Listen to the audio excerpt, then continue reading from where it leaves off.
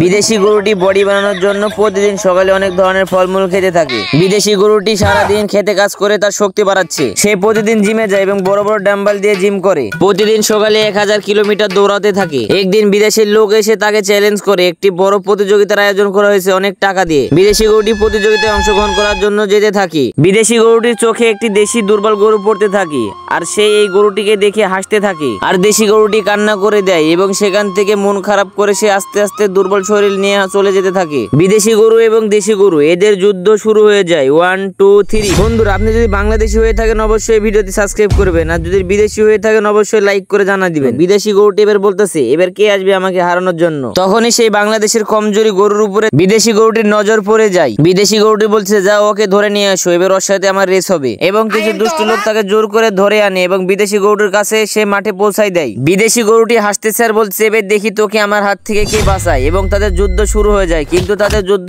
মারামারি দিয়ে হবে না। দর্শকরা বলতেছে ভোটিং এর মাধ্যমে হবে। যারা দেশি গরুকে ভালোবাসেন লাইক করুন, আর যারা বিদেশি গরুকে ভালোবাসেন তারা সাবস্ক্রাইব করুন।